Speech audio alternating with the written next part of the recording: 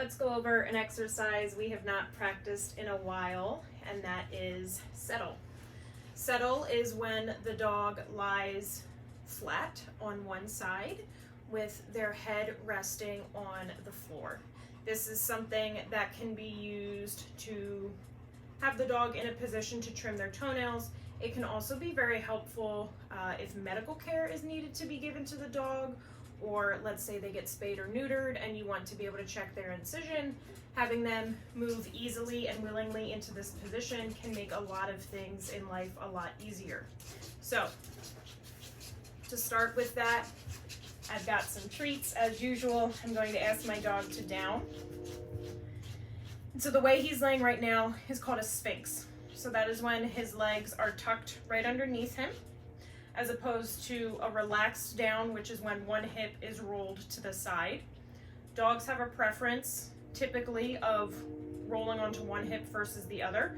So what I do to figure that out is I'm going to show my dog that I have a treat, and I'm going to lead his nose towards his hip. And he ended up, I moved towards his right hip, so he rocked onto his left. If he hadn't done that, then I would try treat on the nose going to the other hip to see if that was more comfortable for him.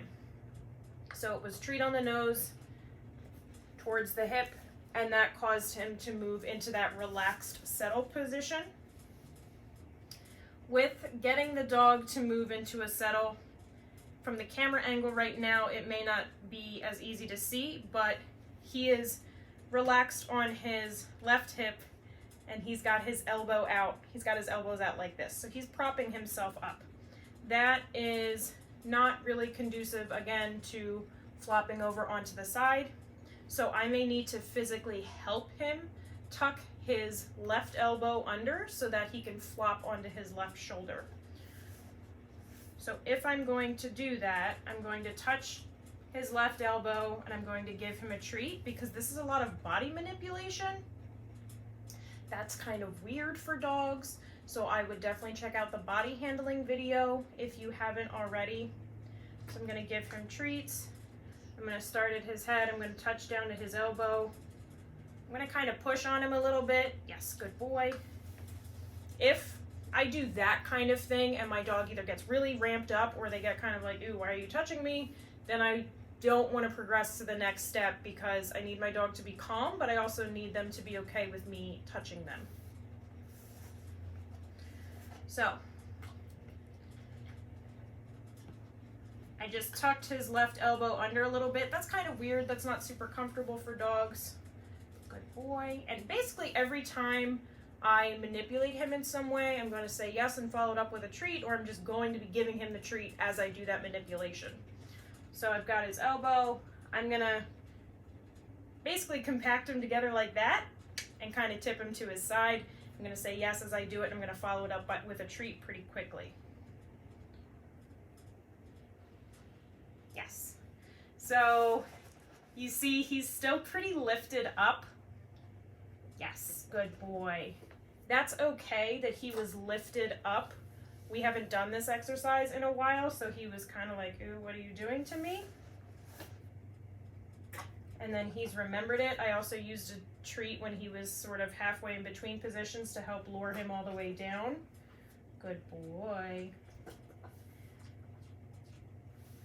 I can pet my dog when he's here. If he lifts his head up so that he can see what I'm doing, that's okay. I don't want to shove his head back down. Good boy. He relaxed on his own. Because this should be a pretty relaxing pose for the dog. It's a pose that we are putting them in, but we don't want them to be stiff and uncomfortable. So if you start petting them, let them look up to see where your hand is. That's totally fine. You don't need to push their head back down to the ground. And notice that I'm doing really soothing, slow petting right now. So I'm not doing like one of these, which gets dogs amped up. If he had tried to roll over to show me his belly, I would stop petting him. Again, I don't want to be forcing him back into the position, but if I keep things pretty calm, he should want to come back into this position on his own. And this may take a while for you to get to this with the dog that you are housing, especially with young puppies. Laying flat on their side and being calm is not necessarily something that they want to do. They want to move, they want to interact with things, they want to be busy. So you can start this with young puppies if you would like. The body manipulation part would be a good thing to start with them, but don't be surprised if they don't want to lay down on their side for very long. And just aim for a couple seconds at a time. Free. Come on. Get up. Good boy. So I'm going to try that again from this angle so that you can see what I'm doing again. Down. Good boy. So my dog usually will roll on either hip, but see if we'll do the left side again. Yes, good boy. So now you have a slightly better angle of his elbow. Good boy. That's very nice, honey. Good. So if I do this enough, what I can start to do is have a treat to lure my dog down. But I'm gonna, good boy, yes, good boy.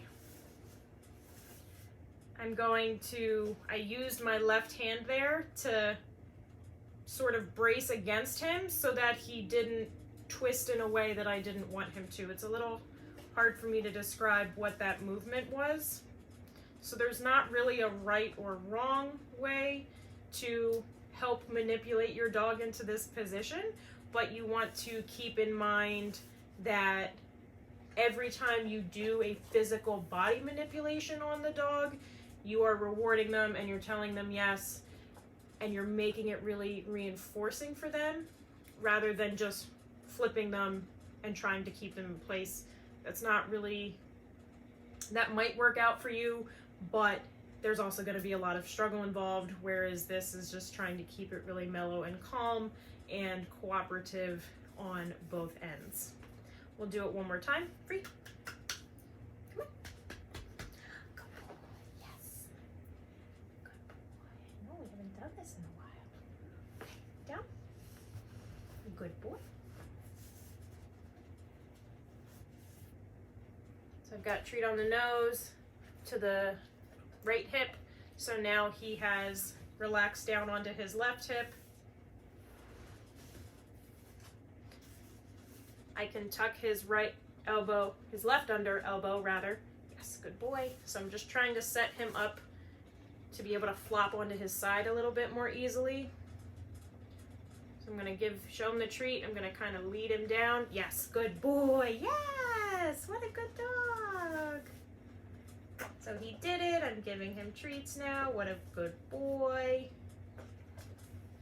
I can pet him.